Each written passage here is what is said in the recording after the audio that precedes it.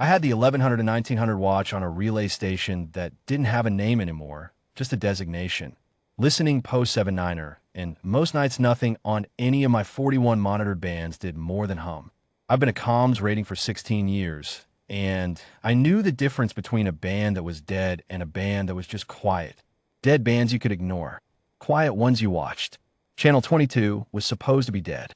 It was a frequency the coalition had stopped using before I was born, an old internal alarm standard their drilling outfits used a century back, before they modernized. Nobody transmitted on it anymore. Nobody was supposed to be listening either, except 79ers build specs had never bothered to strip it from the scan list, and neither had I. At 1412, Channel 22 woke up. It wasn't a voice. It was a pulse, 3 short, 1 long, repeating on an interval that drifted by a fraction of a second each cycle. The way a signal drifts when whatever's generating it is losing power. I pulled the waveform up and sat with it for almost 2 minutes before I let myself believe what I was looking at. It was a structural alarm, the kind of rig sends to itself, meant to travel from a sensor array to a control room 40 meters away, not across the dark between systems. Somehow it had bled past its housing and landed on the one frequency in this sector still being watched by a human being. I traced the bearing. It put the source on Kesset Deep 6, a coalition drilling platform anchored over the ice sea of a Moon 3 systems out, a name I only recognized because freighter pilots sometimes complained about its beacon interference. Deep 6 pulled hydrocarbon analogs from beneath 40 kilometers of frozen ocean. It was not, as far as anyone in this sector knew, a place that called for help. I logged it the way I'd been trained to log anything I couldn't immediately explain, exactly what it was, nothing more. An internal standard distress pulse, structural alarm class, originating from a non-coalition monitored frequency, bearing confirmed, signal degrading. I didn't write down what I thought it meant because that wasn't my job, except the chain, that watch, ran straight through me to a ship 11 hours out. The Halsey's Reach, a Corvette on a routine patrol loop that happened, by the kind of coincidence that doesn't feel like coincidence when you're staring at the numbers, to be close enough to divert. I didn't wait for clearance from Sector Command. 4 days away by courier, and the signal was already dying on the display. I opened a line to the Reach and told her captain what I had. The frequency, the bearing, the fact that the source wasn't ours to answer and never had been. Say that again, Captain Aldous Vare said. Whose alarm is this? Not anybody's, far as I can tell, I said. Decommissioned coalition standard, 100 years out of use. Nobody outside Deep 6 was ever supposed to hear it. It's not addressed to us. It's not addressed to anybody. It just got loose. A pause long enough that I thought I'd lost the connection. How bad, Vare said. Signal's degrading fast enough to say their main relay is failing, not just leaking. If their internal alarm is bad enough to bleed past its own housing, I wouldn't want to be standing on that platform right now.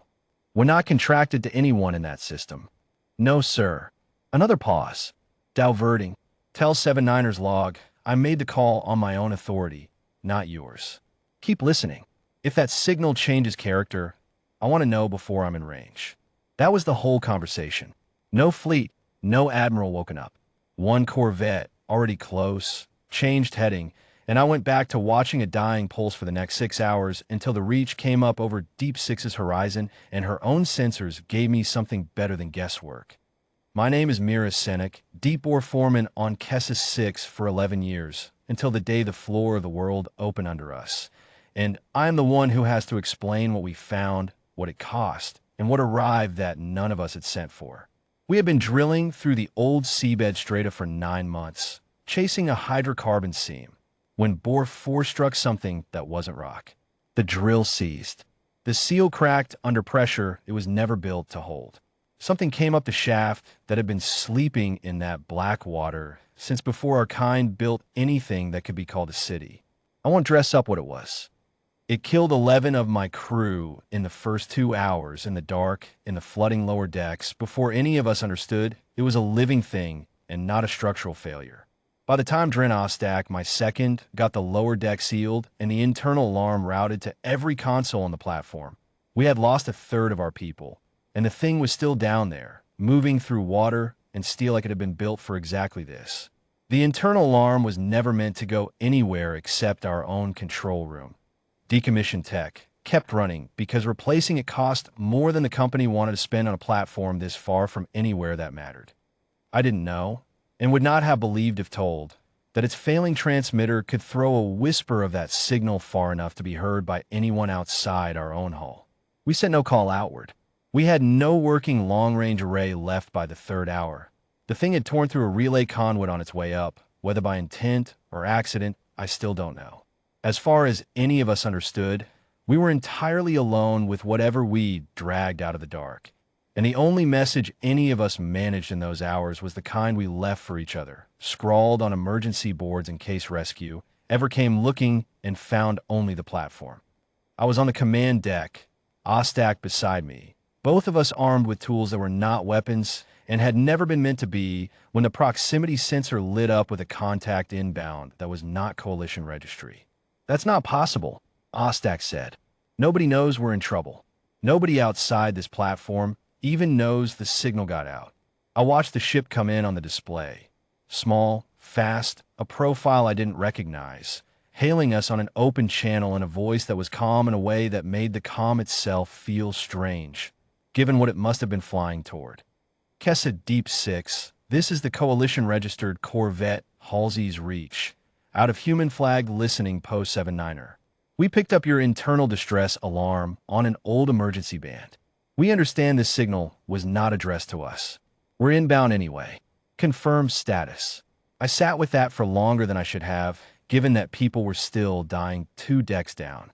Confirmed, I finally said. We did not send for you. We did not know our own alarm could be heard outside this hull. Understood, Ver said, and there was no surprise in his voice at all, as if being asked to answer a call no one had sent him was simply what the job sometimes required. "We're coming down anyway. Tell me what's loose on your platform and how many decks I need to clear. I will not pretend the Reach arrived in time to save everyone. She didn't. 6 more of my people died in the hour it took her boarding team to fight down through the flooded lower levels to where the thing had made its den in our old equipment bay. And one of Ver's own crew, a young woman named Talia Okafor, 26 years old, whose name I only learned afterward because I asked, did not come back up from that hold either. But the platform held. The thing did not. When it was over, Ver stood with me on the command deck, both of us too tired to say much, looking out at the black ice sea through the one viewport that hadn't been damaged. "You came for an alarm we never meant for anyone to hear," I said. It was the only thing I could think to say that felt true. "We heard anyway," Ver said. Didn't seem like it mattered much after that whose name was on it. He didn't stay to be thanked properly, and I didn't try hard to make him. There was a report to file on his side and mine would have to explain to people who'd never set foot on Deep 6 why a human Corvette with no contract, no treaty, and no authorization had been the only ship in 3 systems that came when something we never called out loud went looking for help anyway. I keep the comms log from that day in my own quarters, the timestamp of the alarm and the timestamp of the Reach S reply, 11 hours apart. I have read it more times than I can account for. I still don't have a better explanation than the one Petty Officer Doyle gave me later, over a delayed and garbled link, when I finally asked him why he'd sent a ship for a signal that was never his to answer. Wasn't anybody else listening, he said. Seemed wrong to leave it that way. That was all. No ceremony, no accounting of the debt, no claim staked on what it might be worth to be owed by the Coalition. Just a man at a console on the edge of nowhere, watching a channel everyone else had stopped bothering to check, who heard something dying in the dark and decided, on his own authority, that it was worth answering anyway.